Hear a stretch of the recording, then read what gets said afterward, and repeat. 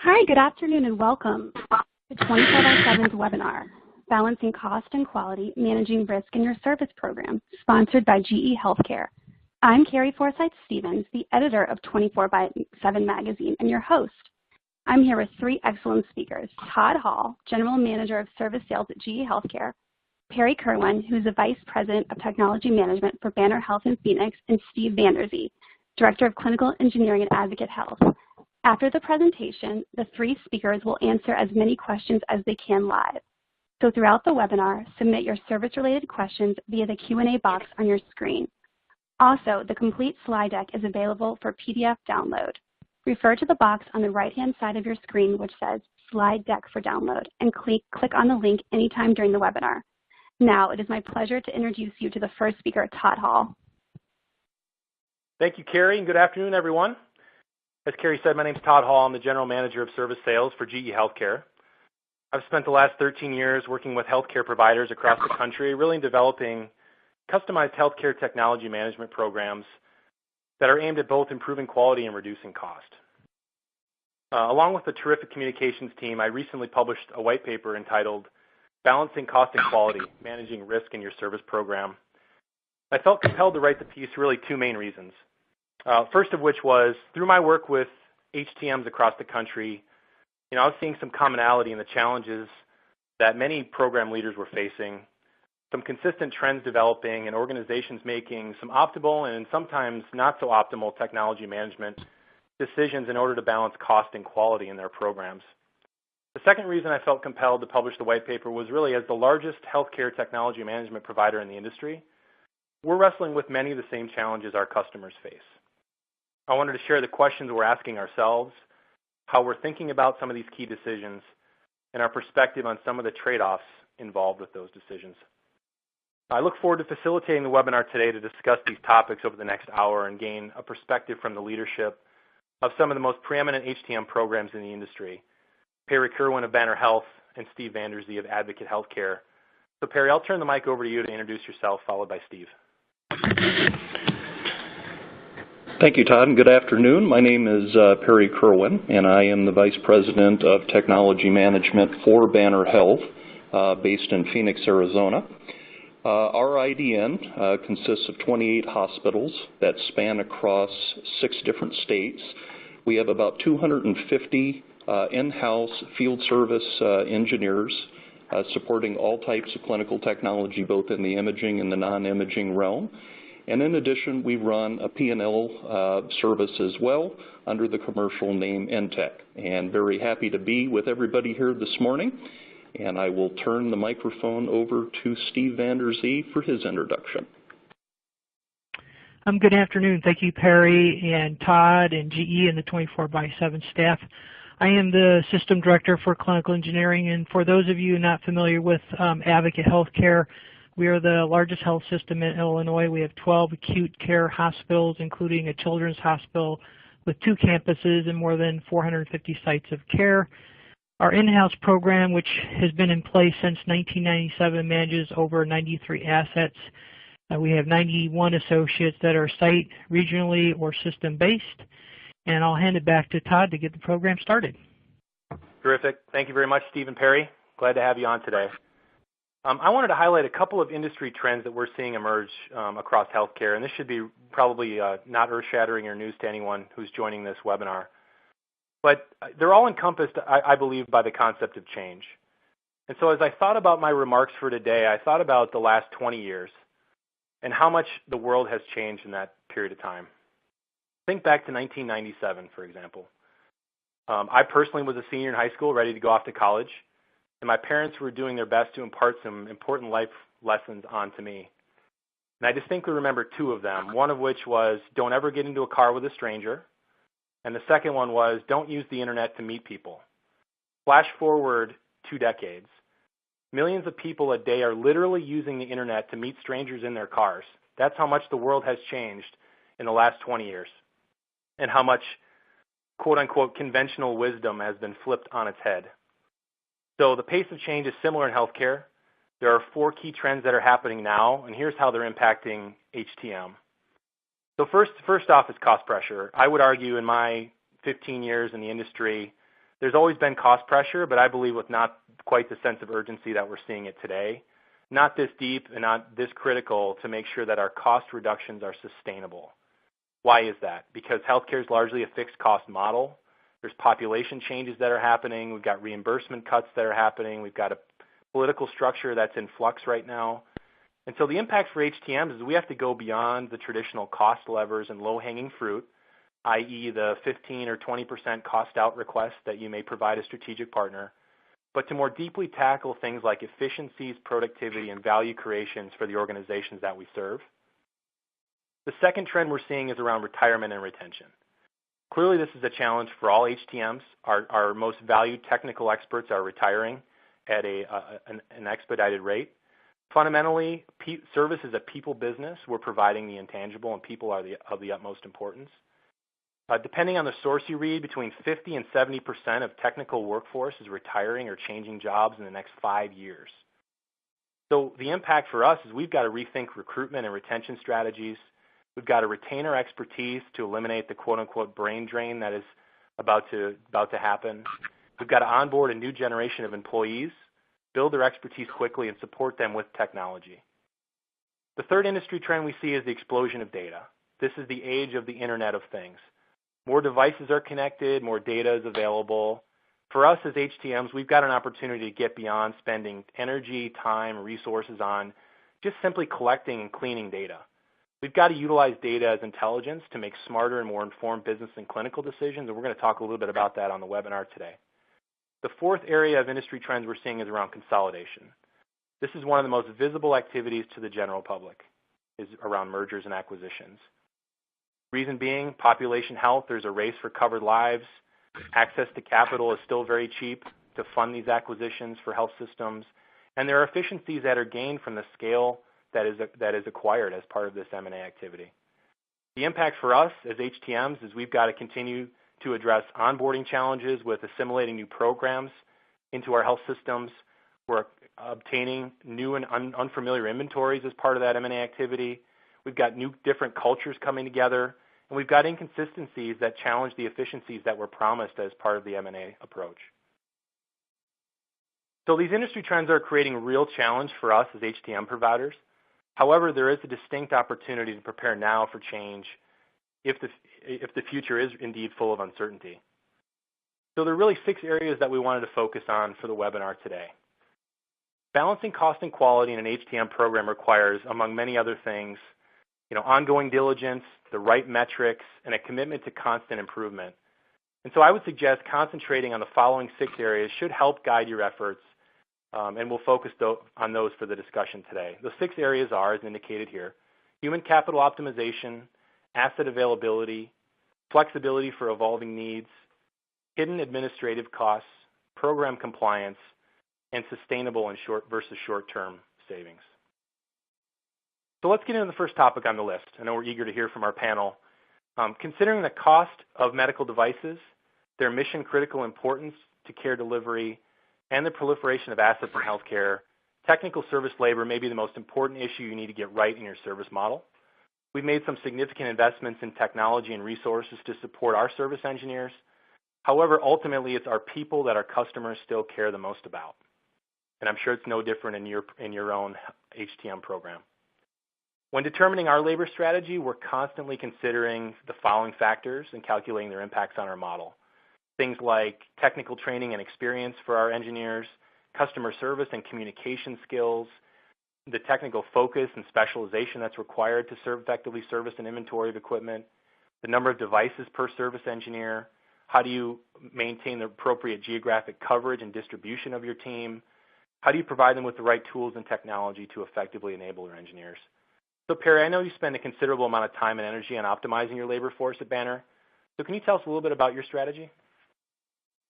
Yeah, thanks, Todd. I'd be happy to. And so in our organization, because we do feature a pretty strong in-house program, we focus first really in technical training. So if we hope to retain the personnel that we have and that we value so much, we need to be able to reinvest in them. And so we pretty much carve out between 0.5% and 1% of our operating budget just devoted to training activities at the end of the day. Because we have a large geographic area to cover, because we're across 6 states, we also have to consider about how we deploy that training and what type of resources that we put out at our sites. And so not every site is going to get the equal level of talent, but what we try to do is optimize the talent that we have scaled to the type of assets and clinical services that we're providing to those facilities. So that's a highly organized process. We hope that eliminates the need for a lot of redundant investment in that capability. Also, because some of our sites are very remote, we're featuring a lot and more remote tool capabilities so that we are able to leverage expertise in a more centralized fashion and yet provide that out to a distributed network such as ours. And then lastly, because we're very concerned about maintaining the pipeline of technical professionals, we have activities that are involved in academic institutions in the markets that we serve to help influence curriculum, to help with recruiting efforts. And then lastly, we are trying to engage similar activities with our state biomedical association. And so I'm going to turn this over to Steve Vanderzee for additional comment, and I'm hoping one of the things that he might be able to talk about is the involvement of his state biomedical association, because by comparison, it's much more mature than ours. So Steve, your thoughts? So great, Perry. Thank you. And yeah, we're fortunate that we've got a pretty strong association here, and that's a great place to network and to find talent. As you're looking from a large organization perspective, we're constantly looking for that talent. And as you mentioned earlier, Todd, around the challenges that we're having on our talent pool and how they're exiting the industry, we're also looking to build a platform where we're onboarding minimally skilled staff. So historically, we would look to pull, recruit from 2- and 4-year programs that were specializing in biomed or biomedical engineering. And some of those programs have closed. As many of you know, DeVry's closed their program, and we had a local program that we had tapped into for many years here. In fact, we have 5 associates that are part of our team today that were former interns of the DeVry program. So we're reaching out beyond the state now and, looking at our borders, and there are some programs that we're tapping into there so that we can, continue to fill that gap that we're seeing, year over year. I think, some other things like Perry mentioned around remote diagnostics. It's a great tool. We're starting to use it as well, and specifically we've started using our linear accelerators to do proactive repair services. And we're fortunate, unlike Banner, where they're really spread out over multiple states. Advocates, has the advantage of being more proximal and a very dense density, and so we've taken advantage of that and created regional on-call for imaging, which has significantly reduced our after-hours cost. Of course, we need to get those staff trained, and we need to maintain their competencies to be able to continue to do that. And we're also regionalizing a lot of our biomed services, especially biomed services, which I'm sure is not unique to a lot of other organizations around things like heart, lung, scope washers, anesthesia, et cetera. So I'll pass it back to Todd. Terrific. Thank you, Steve. And you both hit on a topic that we're going to transition to now, which is the concept of, not only do you need to optimize your labor support, but also need to optimize the tools and resources that you provide to them in order to maintain their expertise and the right level of support. So in today's environment, clearly, patient volumes are up due to an increase in the number of covered lives. Asset availability and uptime is more important than ever. And just to give you an example, just 1% loss in uptime on a high-volume CT or MR for a given year could result in tens of thousands of dollars in lost revenue and other unnecessary expenses. So It certainly can have other impacts as well, and the impact of uptime continues to be felt throughout an organization. So obviously the stakes are high. HTM organizations, including us at GE, need to ensure that we're using all the tools that we have available to us. And so that does include things like Perry and Steve mentioned, which were remote diagnostics, advanced service software, and some of the latest tools to make sure our technical resources are as highly functioning as possible. In addition, we talked earlier about the emerging trends around data and analytics in healthcare. And our study showed that the average utilization of a medical device is only about 42%. So 58% of the time that asset is sitting idle and not producing the value that it was acquired for. And I think HTMs are being asked more and more to demonstrate and contribute data to help increase the utilization of assets across the enterprise. And if you're not already, I think you definitely should start preparing for this trend. And Steve, I know your team at Advocate is very well supported. You talked a little bit about it in your previous response about how technology enables their productivity. I also know your team provides a considerable amount of data to inform future technology purchasing decisions. So can you talk about some of the things you've done in those areas? Sure, thank you, Todd. So, utilization is a big focus for Advocate, and I don't think it's unique to any of our other listeners.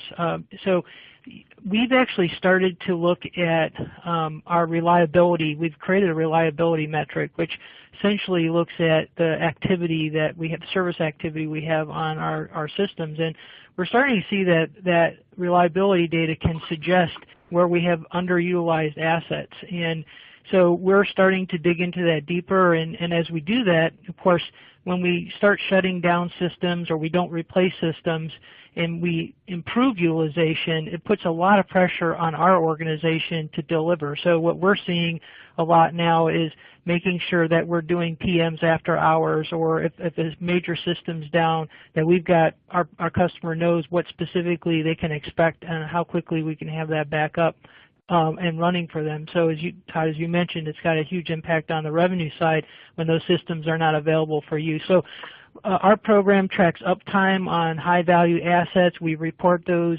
metrics to committees like our oncology committee. We also have service line agreements that we've developed for all of our primary customers, and we've now started to develop unique SLAs with some of the specialty areas like oncology and cardiology. So, Perry, you want to talk a little bit about what Banner's doing with respect to asset availability and uptime? Yeah, absolutely. Thank you, Steve.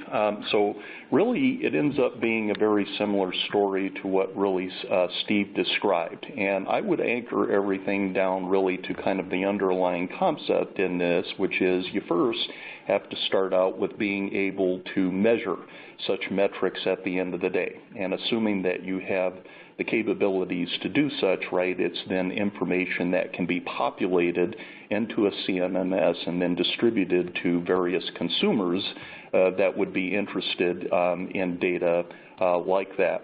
Steve also highlighted the importance of really tightening down service level agreements. I would add another called an operating level agreement.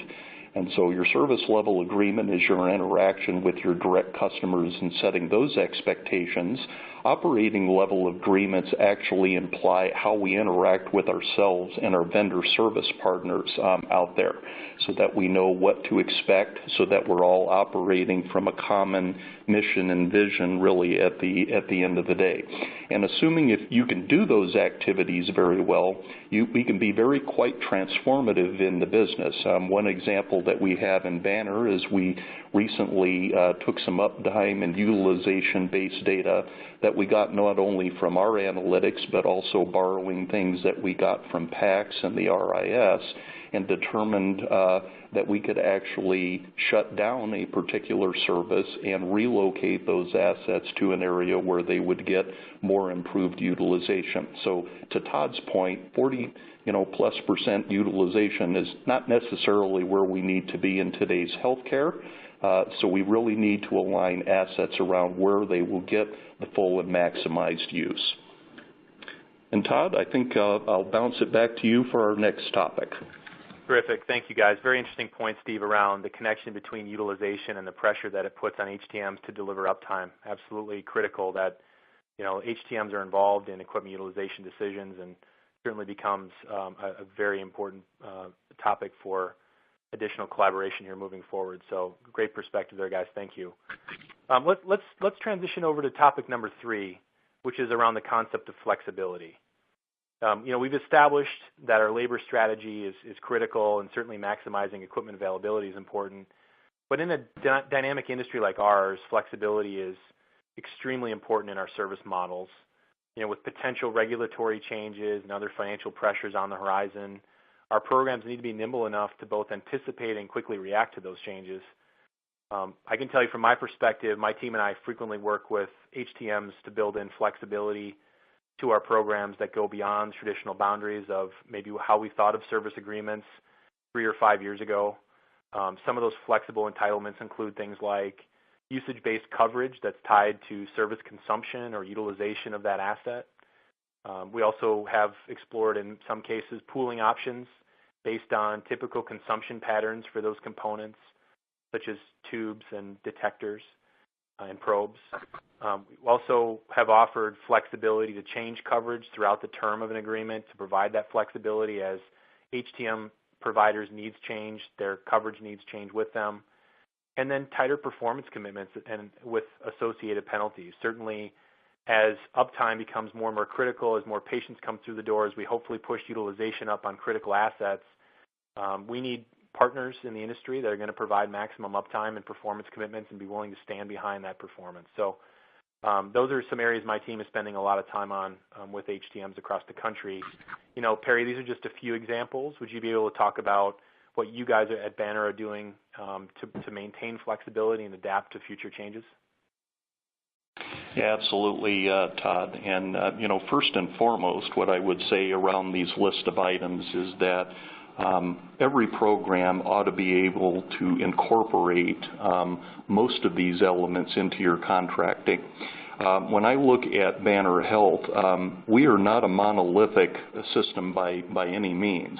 We have everything from small rural critical access hospitals all the way to urban quaternary academic medical centers and just about every flavor of community medicine facility in between those boundaries. And so the reality is that we can't treat all of our assets as if they were critical, and not every service plan that we need to have and strategy has to be one that's gold-plated. So the reality is we want to make sure that we are tailoring and kind of scaling the service needs to what is required out at each of these individual institutions, and then the vehicles that we use for service from our OEM and vendor partners need to be highly structured and tailored to meet those needs at the end of the day. And so what we're really sort of introducing out there is this concept of fleet management strategy. So you don't necessarily determine all of the financial aspects of this based on a per asset basis, but across themes in your fleet in there that could be managed. So that's where the idea of pool coverages and things like that are very valuable. The other comment I would make about flexibility is that we on the provider side don't run a static business model, so therefore we can't really expect the people that support us to do the same. I think we all need to be flexible in that endeavor. And Steve, I'm sure you've got specific examples out at Advocate that you'd like to share. Please continue. Sure, thank you. And I totally agree with you. Right-sizing the service delivery plan is the key, and making sure you have a plan that's flexible enough to adjust when needed. So as assets are more utilized or underutilized or repurposed, as you mentioned earlier, that we've got programs in place that can adapt to that. I think, the partnership is probably a frequently used word, but still a very important attribute. And as Tom mentioned earlier about having flexibility in your service agreements where you've got the ability to move assets up and down on the coverage levels and be able to do that rapidly, we found that to be a very, supportive solution, and we've taken advantage of that with many of our vendors that we do business with from a day-to-day perspective. A couple other things that we're doing that may be unique. We've got a number of embedded vendor supports now, and they're focusing on helping us with utilization. They're also keeping us plugged in more tightly with the new technology roadmap and making sure we're aligning, they're aligning, and we're aligning with that, and also supporting projects. Projects, as we've seen over the last few years, continues to consume a lot of our time, so having extra resources to be able to address that is helping, with this flexibility and being able to address coverages. One other thing I'd like to point out too that we're doing that I think is important when you think about service delivery plans and the flexibility of those is transparency. I think is really important. And so, historically we would do things like we put it under contract, or then we decide take it off contract and we'll take responsibility for it. But then we're going to call the vendor in when we decide it's beyond our capability. Vendor comes in kind of blind and not really knowing what's been happening. So what we found with a number of our vendors is we're actually sharing our service reports to them on a daily basis. So they're able to see what we're doing on a day-to-day basis, and the expectation is that if they see that there's a trend developing, they'd be proactive and get us engaged and maybe bring a perspective that our guys haven't addressed. And that's started to really help us as well. When you look at the flexibility and coming up with a delivery plan that's flexible and addresses the needs of our customer. Yep, absolutely. I'll turn it back to Todd. Yep, thank you guys. So let's transition from the concept of flexibility to talk a little bit about an element of HTM programs that maybe isn't as focused on or talked about, and that is the concept of administrative costs and the administrative burden that an HTM program does bear. These things can be sometimes an unpleasant or uncalculated surprise in a program, if not effectively focused on and measured.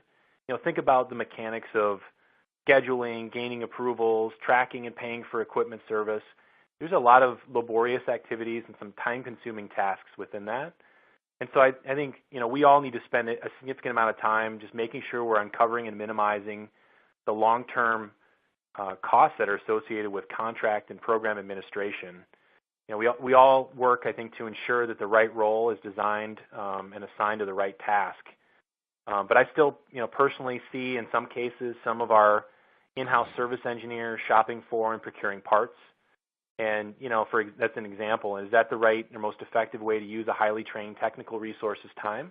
In some cases, maybe it is for that organization. In some cases, probably not. So I think our clients can sometimes struggle with fully quantifying the administrative costs of their program. I know we at GE in our programs are constantly looking to assign the right task to the right individual with the right level of training and expertise. And I know a lot of HTM programs out there are doing the same. I'll give you a related example. Grainger did a study recently and found that the cost of a $17 hammer is really $117 when you factor in the $100 process cost of sourcing and paying for that hammer. So now multiply that by the thousands of potential parts transactions a year in an average HTM program, and there's some real administrative costs in those transactions. So it's important to be able to measure and minimize those and ensure that the right individual is performing those tasks, and then assure that the technical labor that's assigned to your program is doing what you're training and paying them to do. So Steve, I'll ask you first. How do you address the concept of administrative costs and administrative burden within your program at Advocate? So thank you, Todd. We've got a number of formal processes that we go through. One that I can speak to a little bit about with our contract justification form, which we've tweaked over the years. And we've realized initially when you look at contracts, it seems to be just really focused on what's the cost of the contract versus the cost of services that we've had over time. We've realized over the last few years that there's a lot of other costs, to your point, the hidden costs. So we've actually tweaked our form, our justification form, where we look at all the costs that are involved. And so there's things like test equipment that we were missing in the past, the training costs, not all the costs were in there. Ramp-up time, there's going to be amount of time where even if we get somebody trained, they're not going to be able to necessarily start hit the ground running. So there's going to be a certain dependency on whatever the solution was prior to getting somebody trained. So all of that, really is now built into a formal assessment process, and we rely really heavily on our data that we have in our CMMS. So everything, all costs that we have associated directly with service are tracked within our CMMS. So we have a pretty reliable source where we can go to say, what is it really costing us? Obviously, adding some of those other things that I mentioned in on our form that we would look at. But that's helped us tremendously. A few years back, you mentioned, Todd, about the time spent sourcing or ordering parts. We identified that that was a needed resource from a system perspective. So we actually converted one of our office positions to a sourcing specialist, and that person partners with a lot of our manufacturers, and several manufacturers actually provide concierge services, which helps augment that sourcing. But centralizing that sourcing function has really helped tremendously in standardizing where we go, making sure we have a high quality solution, whether it's a part or a service. And it's really reduced our overall cost, of service ratio when we look at that from different perspectives. So Perry, I know your organization has similar tools and processes. How are you addressing some of these hidden administrative costs? Yeah, thank you, Steve. And I think what I'd like to do for the audience is just kind of clarify, just kind of add to the list, if we can, really, of what the hidden administrative costs are. Steve did a great job, really, I think, focusing on the ones that are really up close and personal to the engineers at the end of the day. And what we found, again, just managing a large number of facilities out there, is that we have to devote resources to contract management. So that's a hidden administrative cost in there when you're doing that on a large scale. We have resources devoted to time and material-based transactions, ensuring that we're getting the entitlements in our contracts that we're supposed to get, timely billing, doing any kind of invoice reconciliation in there. Again, that all takes time. We run a pretty sophisticated parts inventory and warehousing operation. That certainly doesn't come for free as well. What I would sort of suggest in our operation that sort of makes that work and optimizes that overhead is the ability to centralize it. So I think hopefully it would be intuitively obvious that if we tried to duplicate that infrastructure 28 times over for each hospital that we operate, that we would be getting to a point where that would be very cumbersome and a burden to the organization. So that streamlining of all of those operations at the end of the day can be very valuable. But they certainly cannot be ignored. Todd? Thanks, Perry. Great insights, guys. Let's shift gears from the subject of costs and let's talk about compliance. So regulation from a number of federal, state, local, and private regulatory bodies play a huge role in the healthcare industry to ensure that providers deliver quality care. And the risk of non-conforming devices increases when important activities are not properly performed according to those regulatory procedures. A broad range of failures and consequences can then result from non-compliance, ranging from patient inconvenience on the low side to all the way to patient injury or even loss of life. And so we as HTMs need to ensure that our compliance programs are monitoring not only the existing but new and changing requirements and making sure that we're implementing policies and procedures that ensure safe operation of those medical devices. A rapidly emerging focus involves cybersecurity. And I want to throw some pretty startling statistics at you in case you resorted to multitasking during this webinar. Maybe this will pull you back in. So in 2016, the healthcare industry was the victim of 88% of all ransomware attacks in U.S. industries. So almost 9 out of 10 ransomware attacks affected healthcare. And in the past 2 years, 89%, so almost the exact same percentage, of healthcare organizations were breached. So if you haven't been breached yet, you're in the extreme minority in terms of what we're seeing in the industry across the board. And the most startling part about this, in my opinion, is the healthcare industry invests less than 6% of its budget in cybersecurity. So what does that mean for HTMs? It certainly means that while cybersecurity is an underfunded strategy, we as leaders are going to be asked to do more and more to help keep networks and devices safe. And we're spending a significant amount of time, many of us, talking to clients about how we can aid in those efforts to increase the security of not only their devices, but our own devices that we manufacture as well. And so, Perry, I know program compliance and cybersecurity are of utmost importance to you guys at Banner. So what's your perspective on these topics? Yeah, and I appreciate that, Todd. And so, as you would expect, and I think most of us on the line today, right, we have all of the usual suspects out there in terms of the things that we need to be compliant with, right? The Joint Commission, DNV, depending on who accredits your facility and your equipment management activities out there. And there's the usual things associated with the FDA, state regulations in there, depending on how things fall for you in terms of medical imaging and the like.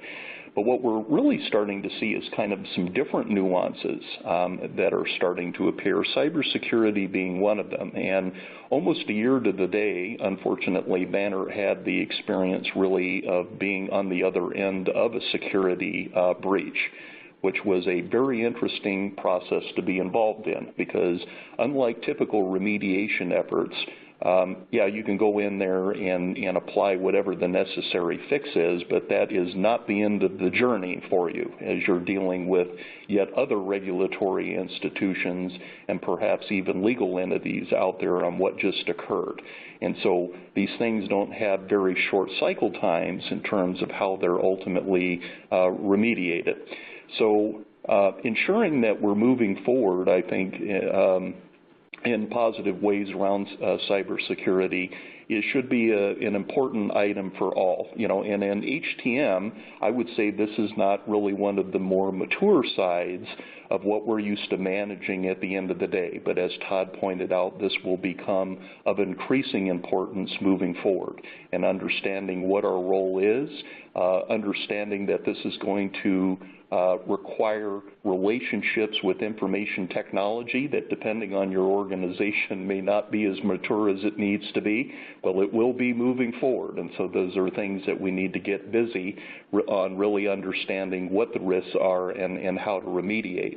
The other sort of sequence of compliance-related issues, I would say, would be around other unique regulatory affairs. So we have a Congress that's increasingly interested in moving forward regulation that is directly impactful to HTM professionals. Examples would be things like XR 29 that are actually dictating, in some cases, what we might do in the way of capital refresh replacements. So I think it's important to maintain what it is that we do in terms of the normal business imperatives around compliance, but always be on the lookout for some of these newer wrinkles that are entering into the profession. And Steve, how do you see this from your perspective at Advocate? So thank you, Perry. Very similar topics that are top of mind here with Advocate as well regarding cybersecurity and the challenges that we have there. And as you mentioned earlier about whether it's DNV or Joint Commission, all of us have those regular regulatory and accrediting pressures on the organization. Another area that we've had, unfortunately, recent experiences with is just internal controls. We've had breaches where I've had theft, unfortunately, and it's brought back to us, the importance of making sure we're following all of our internal controls on how we're paying bills and how we're ordering parts, and that we're following our protocols and policies around authorization and authority levels and things like that. And that's been a big challenge, and as I think programs grow, that's going to continue to be a big challenge for larger programs, and so there's a lot of focus on that from an advocate perspective. One other area that we're working on and have been for the last year and a half, with respect to monitoring and kind of making sure we're in alignment with our program, is we've developed a proprietary dashboard, which we call Scout, and it really monitors some key metrics, one of them being the cost-service ratio, and I mentioned earlier our reliability metric. We're also looking at things like engagement, associate engagement, customer satisfaction, some safety scores as well. And all of these are being fed into a system that's almost near real time, so we can really see how we're performing. And it's very transparent. All of our leaders at all of our sites can see, not just for clinical engineering, but all of our support services, and they can drill down and see how they compare from site to site. And that's helping tremendously identify opportunities, and as we identify those opportunities, we're starting to address how we go about improving and correcting those. Okay, I'll transition back to Todd. Great, thank you, Steve. So let's discuss the last topic, which is how to strike the right balance between short and long-term cost savings in our programs.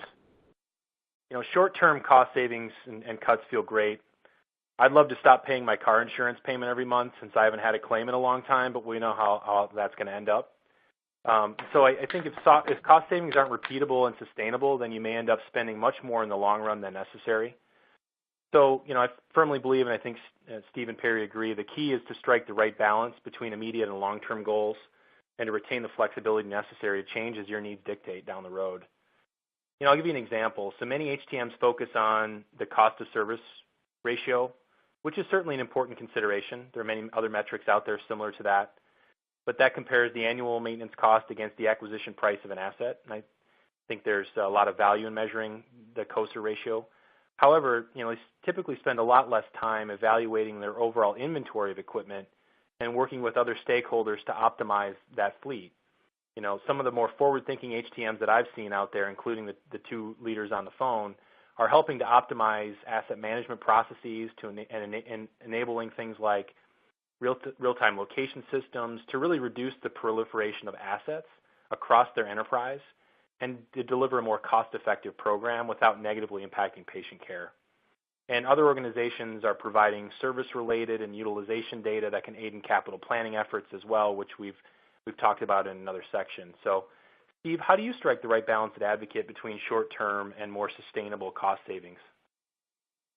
So you make a great point about the cost of service ratio. It's one metric, and I'll share just a quick story. About a year and a half ago, we're fortunate enough to be able to report to our Chief Operating Officer, and we do a quarterly review with him on our program. And one of the questions he asked about a year and a half ago, he said, Steve, you're doing a great job on this cost of service ratio, but at what point does that start affecting the reliability of your equipment?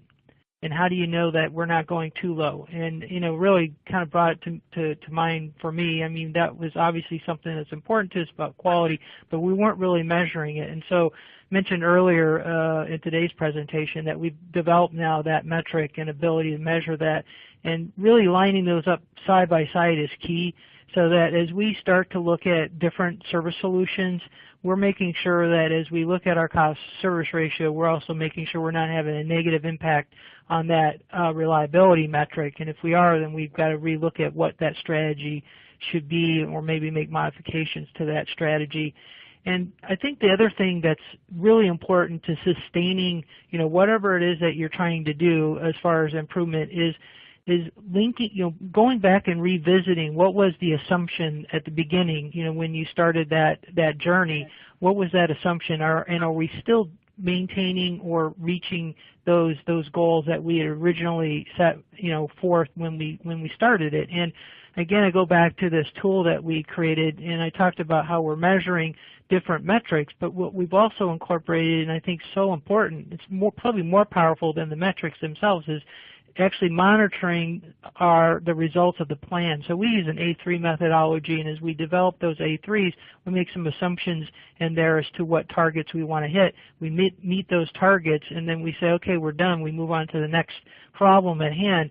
Those A3s stay in the background of our new tool, and so we're able to, it keeps track, and it reminds us, you know, a year later, if we're drifting from that, we've got to go back and revisit it. And I think that's key, is, you know, making sure you've got something in place where you're going back and revisiting what those assumptions were, and are we still staying on track where we thought we were going to be when we kind of initially identified what those savings would be. And, you know, there's other tools out there I'm sure that folks have deployed, but to me that's probably the single biggest key for us, you know, just from a sustainability perspective.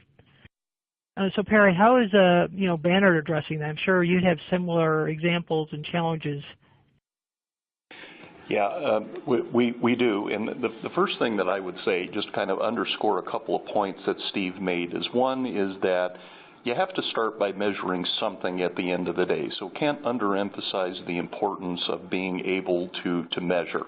And then establishing what those metrics are, that's probably where we have some differences in there. But I think to Steve's point, as we mature, we should be moving away from just straight up cost to service acquisition ratio metrics that we've done classically in the past, and indexing that somehow to different quality metrics that we have. So his example about his chief operating officer's question I thought was a very good one, because we could argue on one level that we have 25-year-old technology with fixed X-ray, right? It has a low cost to service ratio, but is it really servicing the patient population that we're even interested in servicing anymore, right? So it goes back to really having a good understanding of not only what the technical aspects of the program is, but also what your business and strategic objectives are, and even what your clinical objectives are at the end of the day. So you're creating that holistic view of what it is that you're taking your service-based metrics, and you have something to compare to at the end of the day. The one last point that I would make, too, is that we tend to look at the bullet point here at sustainable versus short-term and think in a lot of cases that that is an either-or type of statement. I would argue that HTM programs need to be looking at both aspects. So we're under constant pressure to deliver that long-term sustainable program, and I think most of us don't really need that as a goal. That's just generally how we think. But I would also argue that you always have to have short-term plans as well, because some things imply and require immediate action depending on what's happening in your organization. And I cite some recent merger and acquisition activities in our organization as an example why that's important to be able to act in the short term as well as in a long sort of sustainable view at the end of the day. So Todd, back to you for some closing comments. Terrific. Thank you guys very much. I'm just going to make a few quick comments and then we'll transition over to Q&A, so hang with us, please. So let me quickly wrap up by saying that despite the challenges I think we've all outlined in this webinar and that we face in the healthcare industry, I think the future still remains bright for HTM programs. I think progressive healthcare executives are really starting to view HTMs as more than a cost center and more as a strategic enabler for a thriving franchise. And there are many different approaches to creating a successful healthcare technology management program, and there's no single solution that works for all healthcare providers. However, I believe that the 6 critical areas that we talked about today should definitely be considered as you balance the pros and cons of your current service model decisions to ensure that the changes you make deliver the results that you truly desire. So I want to thank Steve and Perry for your very insightful comments on these 6 focus areas. Wait, did I just say Steve and Perry? It sounds like any Journey fans out there? Lead singer? No? Okay. All 3 of us are available at the email addresses on the next slide for additional questions or comments from today. But speaking of questions, I'm now going to turn it back over to Carrie for some live Q&A. Okay, great. Thanks, Todd. Below is our first listener question. Is cybersecurity a joint effort or led by information systems? So I can take a stab at that. This is Steve. So it's a joint effort, and actually it's even more than just IT and clinical engineering. It's even our end users. Everyone plays a role in cybersecurity these days, but I would say that within Advocate, it's been a joint venture for us, and we continue to look at ways that we can do better working together. But we've been fortunate that our IT department has been very supportive. We had, just like I'm sure a lot of other organizations were concerned about the WannaCry virus that came out a month or so ago, and it was amazing to see how we collaborated, and IT led the call and did all the communication, which they really do well, and it's an area that we don't do as well, and they took ownership of that. And we're able to really engage all the right people that needed to be engaged, and it really worked out well. But it's a team effort, and I don't know, Perry, what your thoughts are on that. Yeah, well, a lot of the same things. We, because we report up through information technology, have a very strong partnership with them. And every time we deal with something cybersecurity related and the like, it becomes apparently obvious to me why that partnership probably exists in the first place. A couple of points that I would add in addition is that in addition to communication management, there's also some real value that IT can contribute in terms of sort of architectural based considerations in terms of how we put things out there on the network, how they're designed architecturally to kind of fit and conform within the network. And so that's a technical resource that we can use actually not only with remediation strategies but also even with new implementation as well.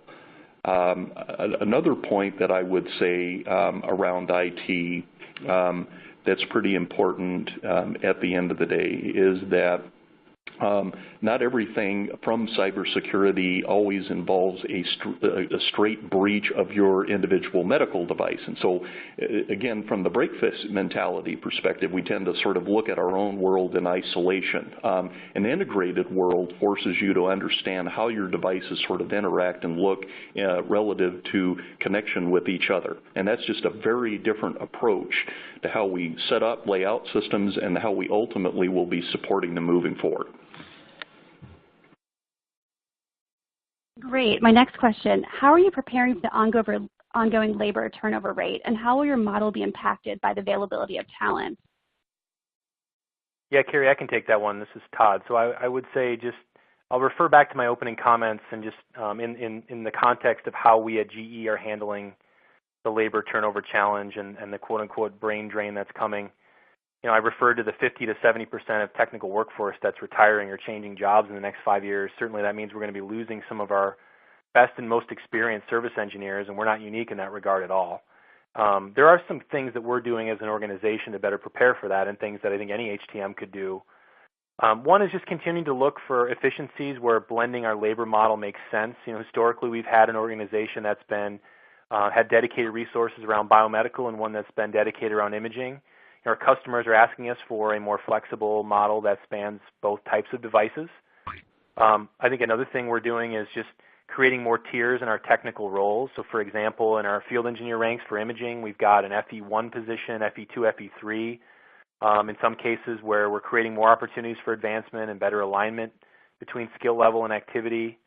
We're also developing a lot of virtual training technology in the form of what we're calling our multi-purpose reconfigurable training system, and also a virtual online trainer that supplement the traditional classroom-style training that folks come back to Wisconsin for, and we're making these services available to our clients as well, just to give them another option in more quickly and effectively training folks in a more flexible environment. And then I'd say the last thing is just we're developing relationships like Steve and Perry described, you know, through talent pipelines like higher education partnerships. We've also got a military extern program that has been very valuable for us as well. So that's my perspective on what GE is doing to prepare for that ongoing labor turnover rate. Great. I have another great reader question. I'm hearing more and more about the benefits of data analytics to be predictive or proactive in servicing equipment. How does Banner and Advocate view these benefits, and how do they see the use of data changing their service model, if at all?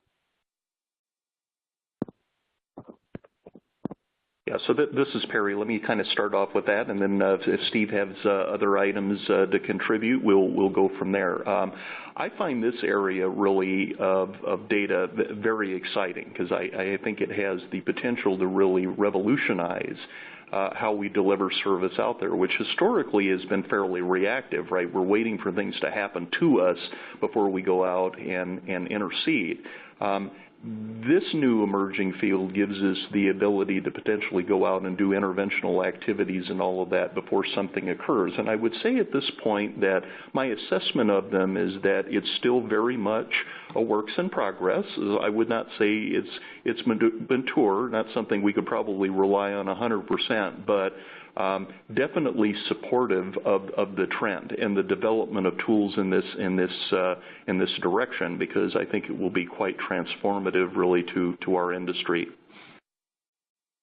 Yeah, I agree. We've seen similar. We have similar examples of where it's working really well, and to your point, Perry, definitely not robust enough to be deployed throughout, but where there's definitely some niche solutions out there that are working really well. And when we think about data and where, really it's how we aggregate it. So what we've learned here with Advocate is that there's a lot of places where data is coming from, and one source is probably not going to give you a complete picture. So we're feeding our CMMS data into an aggregator that's also pulling other pieces of information. And I mentioned before, we talk about looking at one metric, let's say cost service ratio, but what's happening with that with respect to associate engagement?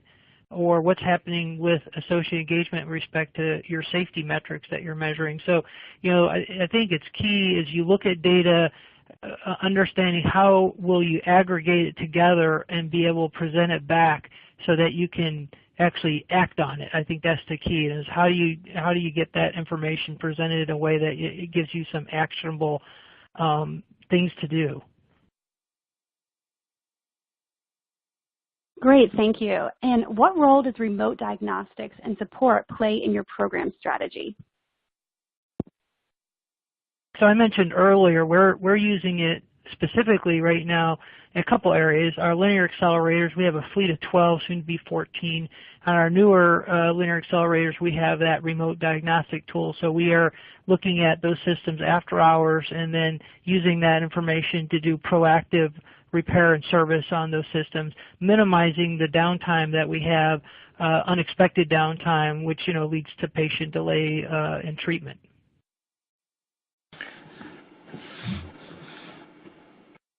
Yeah, and this is Perry. I would add to that. Oh, go ahead. I'm sorry. Please continue. I was just going to add that we use it in addition with other medical imaging modalities as well, physiologic monitoring networks. And for us, in addition to some of the proactive things that you can do, it's really a means of survival for us because a lot of our institutions are fairly remote. And if we had to physically drive there or do whatever, that's just continued downtime. So we really leverage that in the best interests of the customer. It also allows us to aggregate expertise as well so that we don't have to go out and train everybody to be a level 3, level 4 engineer at all of our institutions.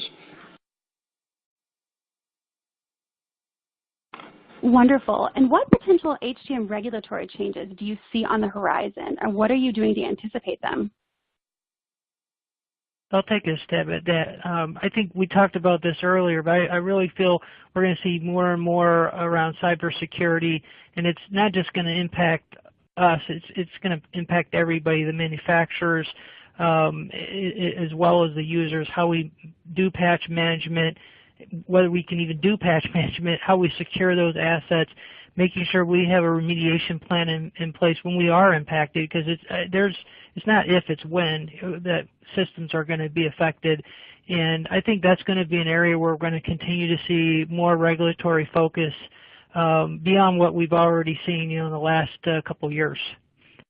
What's your perspective, Kerry?